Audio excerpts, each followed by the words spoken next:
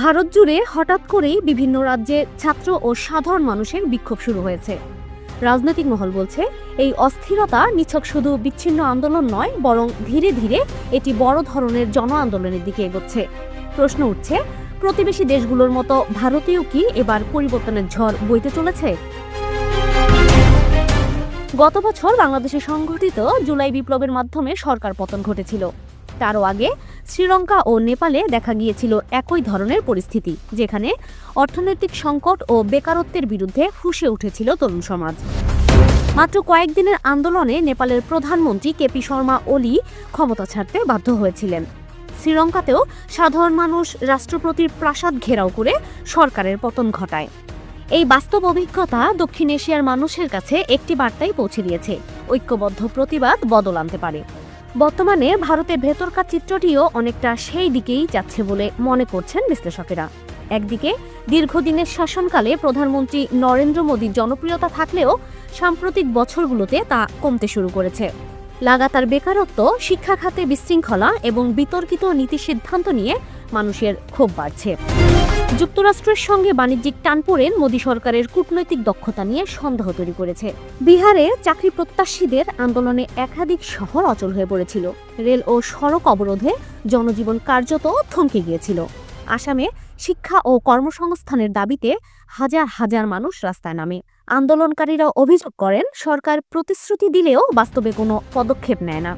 অন্যদিকে ঝাড়খণ্ডে নির্বাচনী প্রচারে কেন্দ্রীয় স্বরাষ্ট্রমন্ত্রী অমিত শাহ অনুপ্রবেশ ইস্যু তুলে ধরলে পাল্টা জবাব দেন রাজ্যের মুখ্যমন্ত্রী ও ঝাড়খণ্ড মুক্তি মোর্চার প্রধান হেমন্ত সোরেন। তিনি প্রশ্ন তোলেন, যদি অনুপ্রবেশ এতই বড় সমস্যা হয়, তবে বাংলাদেশের সাবেক প্রধানমন্ত্রী শেখ হাসিনাকে কেন ভারতে আশ্রয় দেওয়া হলো?